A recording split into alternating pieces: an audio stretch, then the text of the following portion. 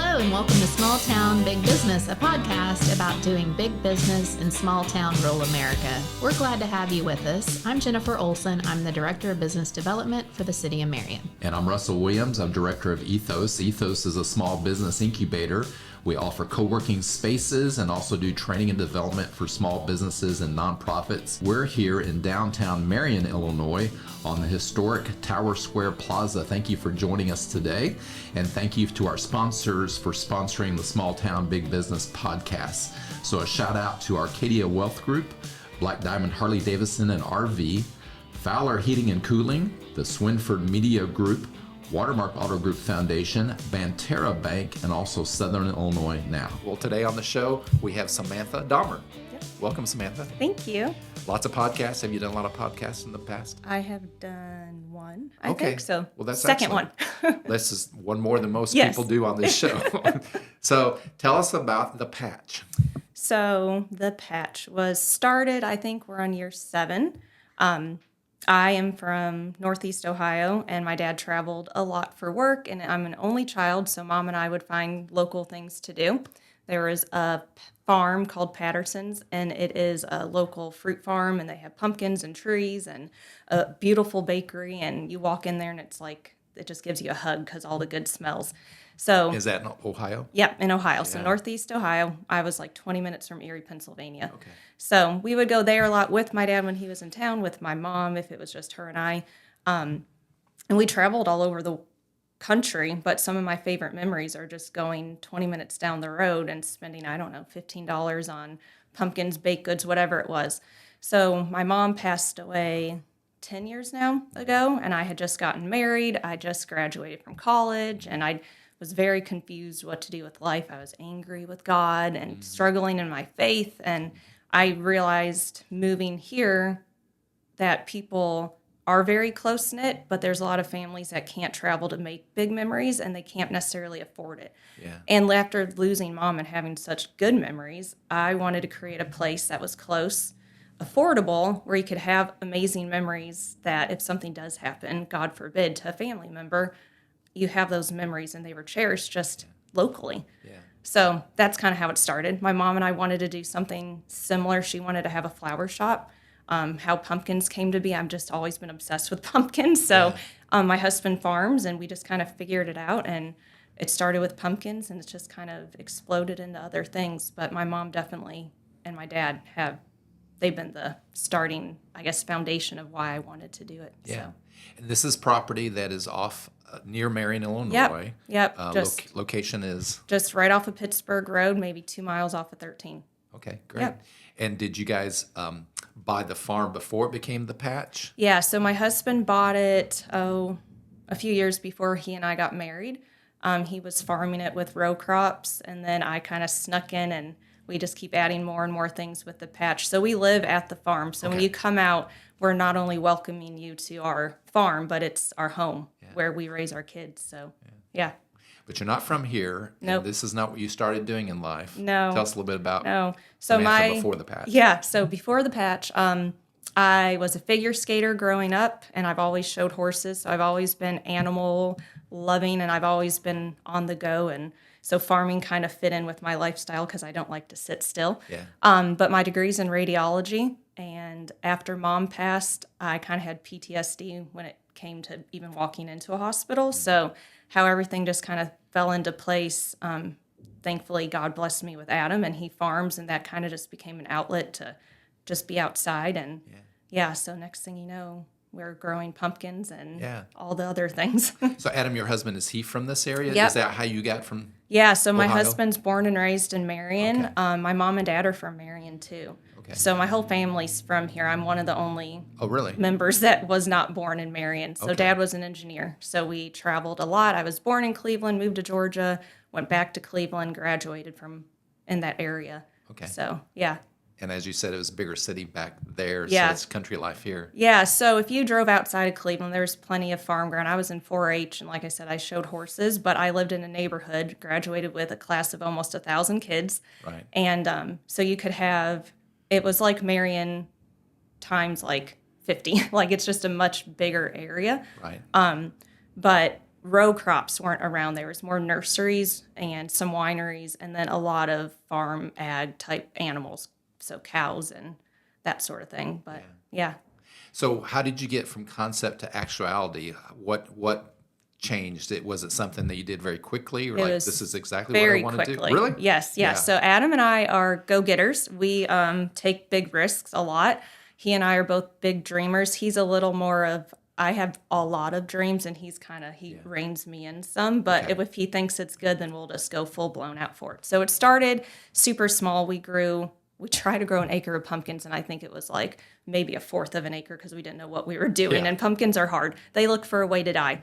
So we grew some pumpkins. I took them to some farmers markets, and then I realized I don't want to do that. I want to be at my house, and I knew I always wanted to do that, but I was going to wait a couple years because it's expensive to start a business. It's expensive to start something where we have a lot of good places where you can go in the fall. So why would people want to come to me if all I had was just pumpkins? So when I started, I wanted to start pretty big. Right. And that wasn't good? So it was. So when I went to farmers markets, I realized I didn't want to wait a couple years to start big. I was starting big the next year. Jump right in. Yes. So that's what we did. Yeah. Wow. Yeah. So we took the risk. And during 2020, we were one of the only pumpkin farms open. And that was a huge jump for me. So being that we were available, we were outside, there's nothing inside. We were cautious, but yet we knew that people needed an outlet at that time. Yeah. So that was really where everything took off, was 2020. Right. And you said you started about 7 years ago. So it was about 2018. Yeah. Right around then. Yeah. So 2017, 16-ish is when... Yeah, I guess it was 2017 is when we planted the pumpkins just to take to farmers markets, and then the next year it was different. Right. Yeah. You said it was hard the first year. The pumpkins didn't come out. Yeah, it was hard. So Adam's always grown corn and soybeans. Pumpkins are very, so has he very been a different. full-time farmer?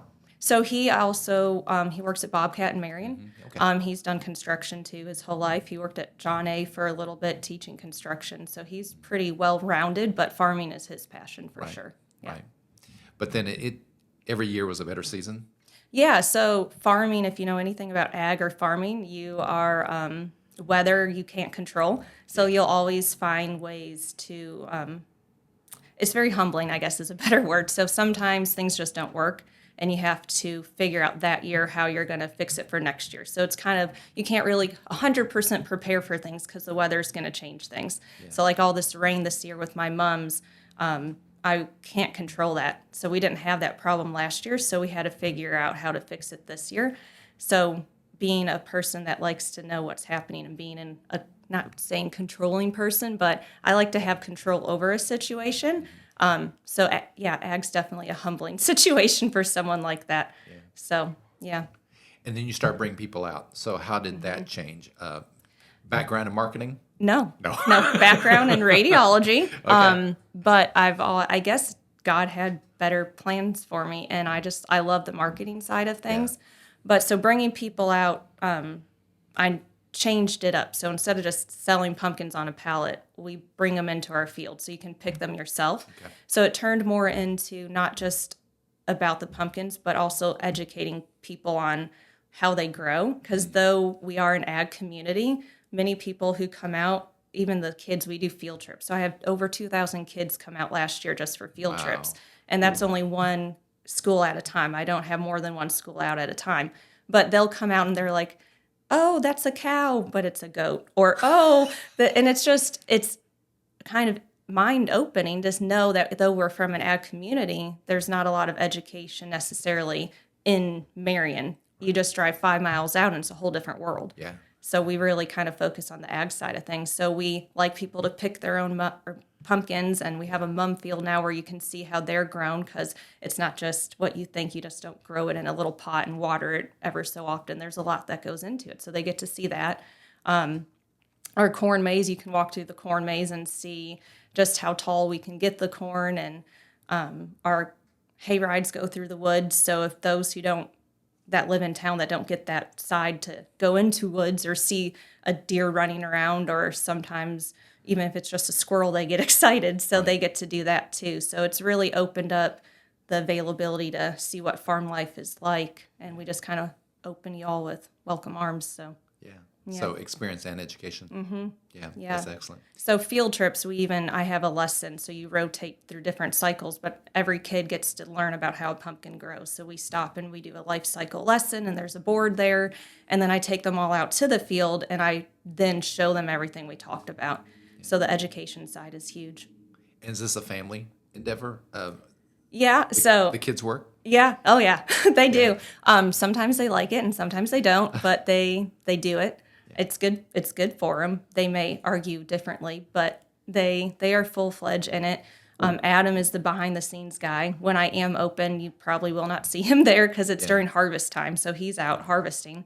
My dad's always standing right next to me, so he's there helping people, checking them out, and so he's a huge part of it. And then my kids are somewhere either picking pumpkins to bring them back up if I'm running out. They're now at the age where they can be more I guess, better in the work field, not just hiding in the house away from everyone. So they're 6 and 9, and they're definitely learning what hard work is, and it's really good to see. Yeah. And employees too? Or No, so I have friends that just like the environment, and they'll come out and help me, and without them, definitely things wouldn't be where they're at. But yeah, I just have really good people in my life, and their kids come out and help too. And sometimes we barter with help, and they get mums and pumpkins, and they get whatever they want, which they love that as well. Right. So yeah, no employees yet. I'm not quite there. Yeah. I'm waiting, but I'm sure someday we'll be there. It's just not quite yet. Sure. Yeah. Of course, you have seasons, so it's not just pumpkin season, but what's the other things you have? So pumpkin season starts with mums. So we do mums into pumpkins, and then Christmas trees in the winter.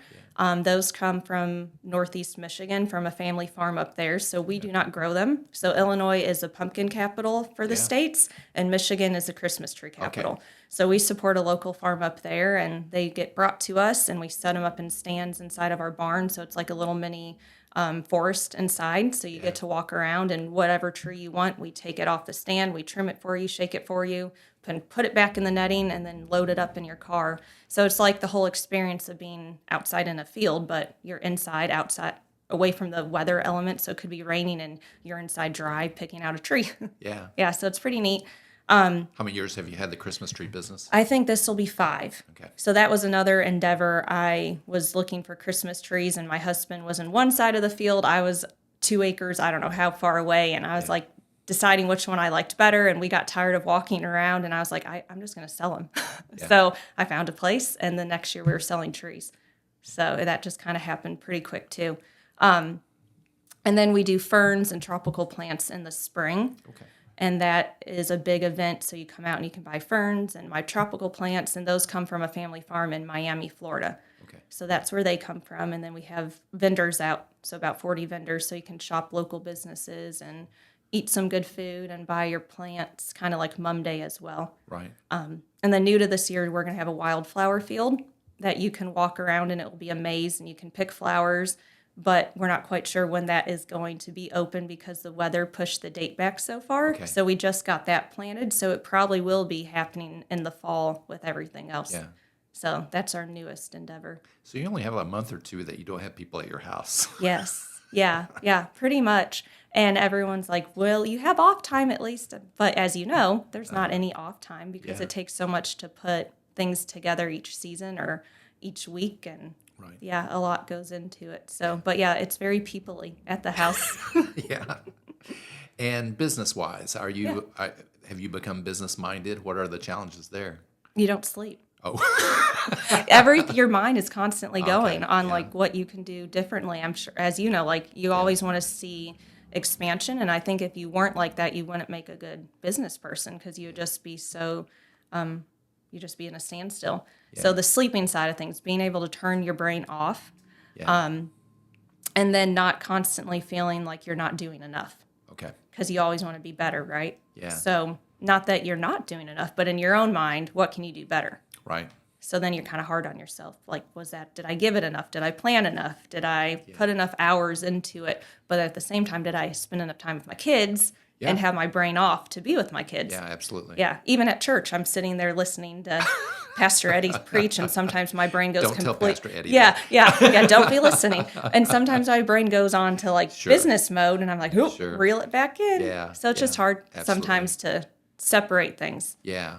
Yeah. Well, as a solo entrepreneur, I mean, you're the visionary. I can tell that. Yeah. You're thinking about it all the time, but you're also the person that has to do it. Yeah. Right? Yeah. Yeah. So workforce wise, Adam's the farmer. So he's created all of our play area stuff. So I drew a picture and I said, here you go. And he just built it from scratch. Yeah. So, but when it comes to like the ideas and the marketing and the pushing the things to happen, that's definitely on me. But thankfully I married a man who goes along with it. So it works out. And then my dad, I call him all the time randomly about different things I'm thinking. So he is the guy I run ideas off of. Okay. So he's a retired engineer, and he's that's good very, to have. So that mindset plays in pretty well with everything too. That's so good. Yeah. Who else have you leaned on, maybe even outside? You mentioned friends. Yeah. What do they bring? And other community folks that you've engaged. So friends are a huge thing. So I will call them even if it's just, I don't know, a random Canva that I came up with to advertise something. I'll ask them. I have a good friend who is really good on the artsy sides of things, and she's really good at just picking out different colors or just making things pop when it comes to marketing. So I lean to her for those things. I have a friend who just loves hard work outside, so she enjoys when it comes to picking pumpkins or just the manual side of things. So I am pretty blessed that my friends that I do have, they have such good input in different areas where it just makes things a little easier. That's for sure. Farmers has been a great part of everything. Country Financial's really been great. They're actually sponsoring part of our corn maze this year. That's great. So, and Farmers has sponsored them in the past as well. I didn't think about that. So you're open to companies sponsoring experiences and events. Yeah. So we have had a few different sponsors, and some of them get, like if they are a full sponsor, they get full reign of what they want the design to be. And then some just want their logo in like the corner, and then we come up with a design together that we all like. And it works out well because we really kind of tag team off of things and bring in like families who may not know about, let's say, I don't know, everyone knows about Farmers and Country Financial, but maybe they may not have thought to work with them, but when they see that they're tying in with a family farm, and I don't know, it just works. Absolutely. Yeah. Well, like you said in the beginning, you hope to also bring people that are not from this community and that might be traveling or visiting family and giving them something to do. Then they have exposure to those local businesses too. Yeah. And honestly, my biggest struggle has been getting people from Marion to the farm. So I get more people outside of Marion. You do? Okay. I do. Yeah. And I mean, there's some farms that have been around for 30 plus years. Yeah. So not being from here and being outside of Marion, I almost feel like there's been a wall because I'm not necessarily local. So I wasn't raised here. So I know a lot of people because my family's from here, but I don't have connections from going to Marion High School or anything like that. Sure. And then like Johnson City and those surrounding areas, I get a lot from like Carmi and El Dorado and Harrisburg. But getting into Marion, that's been my biggest struggle. Yeah. Mm-hmm. Yeah. So a lot of times people are like, I didn't even know you were there, and you're 5 minutes from us. Right. Yeah. So yeah. Well, that's one challenge. Do you have other challenges or obstacles that you face in the last 7 years that you've been able to figure out? Yeah. I mean, there's daily things, as you know, so I don't even remember them all, but the biggest. Try to forget them. Yes. Yeah. So with farming, there's a struggle all the time. So lately, my pH in my water has been high, and I didn't realize that would affect them. So I guess we have Wren Lake water, and our water's really high pH right now. And I mean, who would have thought of that? But I've had mums that are struggling right now, and so I've had to figure out how to adjust that. So there's things that come ag-related, and then I think the biggest is just marketing, just getting my name out there, being that I'm not as established as some. So people's grandparents didn't come see me when they were growing up. Yeah. So kind of fighting that to come out and try something new. Yeah. But I think you're great at that. I mean, I remember when you started 7 Yeah. years ago, and it's grown quite a bit. Yeah. But I know that because of not just visiting, but social media, Yeah. right? Yeah. Facebook is a blessing and a curse all Yeah. at the same time. Yeah. Yeah. But you've learned that. Mm-hmm. Yeah. Yeah. It's been, so Facebook, I think I've figured out. And now I know I need to lean more towards like TikTok. So I need to go that way. And they say you need 3 different tools, right? So like Right. Facebook, TikTok, and one other. I finally feel comfortable where I can move on to the next one. Yeah. So social media is a blessing, but it's a curse because I don't want to be on my phone all the time. Yeah. But to keep up with everything and to get more views, to get more people to come to your page, you have to be responsive. Right. But then you're glued to your phone. Yeah. And that I don't want to be. Yeah. But if I wasn't, I would not be where I am Yeah. without Facebook. Yeah. As hard as that is to admit. Yeah. Yeah. Is there a network of farm businesses like yours? Are you So familiar with those? yeah, so to be honest, our next neighboring state, Kentucky, they do very, very well supporting local farms. Illinois is more of a struggle, like many things in Illinois, right? Yeah. So, but there's a large network for the U.S. that is like ag tourism related, which is where I fall into. The patch falls into an ag tourism farm. And you can pay a membership and you can log on and see different podcasts or different newsletters and stuff like that. And then we are new to it. So this year, one is going to be, no, it won't be this year, it'll be the following year in Florida, in Orlando. And you can go to a convention and there'll be a whole bunch of learning opportunities and you can visit different farms and get different ideas. Yeah. So we're just now kind of jumping on board for those things. But locally, it's also just been hard there's not as much locally in this area to really expand when it comes to the ag tourism side of things. Right, yeah. Because we don't there's farms here, but everyone's very private. They don't want to share things because it's competitive, right? Right. So Yeah. it makes it a little more difficult. Is there state regulations and certifications that you have to operate? So yes and no. Like, it just depends on the certain things. The biggest thing that we look towards is just our insurance side of things. Okay. But state regulated things, not so much. No. Now, if I was selling like bigger products, maybe to big stores, then there would be more involved in it. But because we're smaller and locally, there's not as much, I will say, government poking their nose into it. Yeah. If they're listening. No. Yeah. What events, Samantha, do you have coming up at the Patch? Yeah, so September 6th is Mum Day. So that is where we'll have all of our mums open and available to be picked and brought home. We have, I think, 30 different colors and 2,200 mums. So they can come out and pick those. But there's 40 different vendors that will be out. So they're all local. So you can shop through them. And then we'll have food trucks. I'll have carriage rides from another local business doing carriage rides. My corn maze, that's a grand opening for the corn maze. So Country Financial will be out there too doing some fun giveaways. And then our kids area will be open. And if I have pumpkins, I'll have some pre-picked. The opening day for, pumpkins and all things, I had to write it down because I'll forget all my dates. Yeah. September 20th is the grand opening day. Okay, awesome. So all things pumpkin related will start then.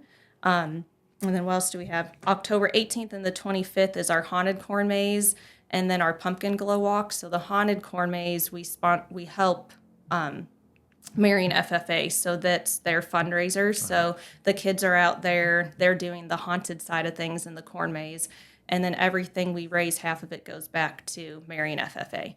So that's a huge one that we really enjoy. And I enjoy helping Marion FFA. Yeah, that's awesome. Yeah. Yep. So that's a good one to come to. Other than that, we're open to the end of October with all the pumpkin things. Okay, great. So, and then the next stop will be trees. When do trees start approximately? So they are always Black Friday. Black Friday, so, okay. Yep, Black Friday. I believe we start at 1 o'clock, 1 or 12. Yeah. We flip sometimes depending on the year. But yeah, so they come out and it's pretty crazy. Yeah. So if you have a certain tree that you want in a certain size, that's definitely the day you want to come. Do you have certain type of trees that you do sell, sizes and such? Yeah. So you can pre-order any tree that's over 10 foot. So we have sold up to a 20-foot tree before. Wow.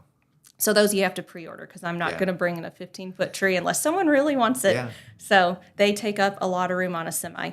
But we have 5 or 6 different types of trees, and they range from little 3-foot trees that people like to put on their porch or in their kids' bedrooms, and then up to 10 foot. And then after 10 foot, those are the ones that you'll let me know, and I'll bring them in.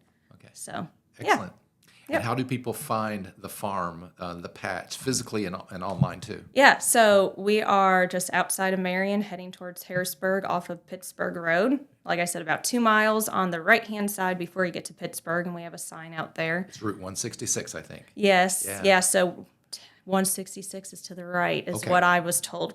So go And north. then Pittsburgh is, Yeah. yeah. So yes, north. I'm not good with directions.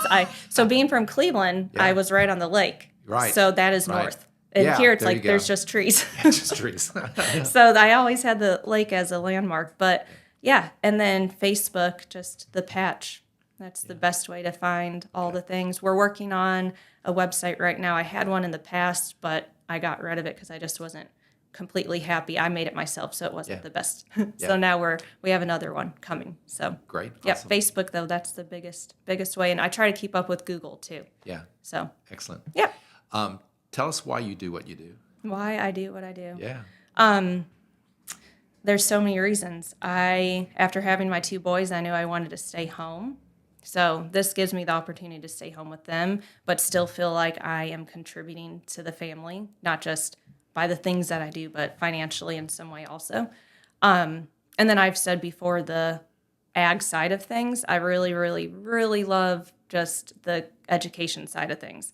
And ag is kind of dying, and people don't realize that, I think. And I don't think people realize how important it is to support the farms because they do feed us. And they're pretty important, right? And if these kids growing up don't realize that, we're not going to have future farmers. And it's eventually, where do we go from there? Yeah. So the education side is huge.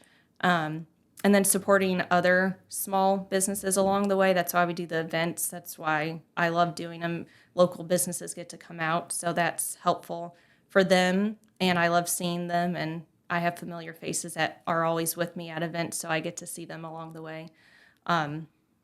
And yeah, I don't know. There's so many more reasons, but the main would definitely get to spend time with my family and have a job that's flexible for that. I say flexible, it's flexible-ish, Yeah. as much as it can be.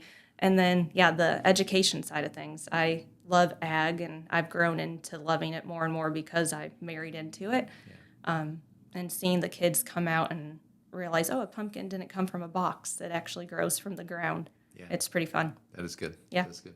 Yeah. Is there anything I forgot to ask you or something that you definitely want to include on the I don't recording? think so. I think Okay. I think you did awesome. Okay. Well, Samantha Dahmer Yes. from The Patch. Yes. Appreciate you being part of the show today. Thank you for having me. Yep. I Have appreciate it. a great season. Thank you. Yep. And we want to thank you for joining us on our episodes of Small Town Big Business. And we want to thank our sponsors for sponsoring us: Arcadia Wealth Group, Black Diamond Harley Davidson and RV, Fowler Heating and Cooling, Swinford Media Group, the Watermark Auto Group Foundation, and Banterra Bank in Southern Illinois Now.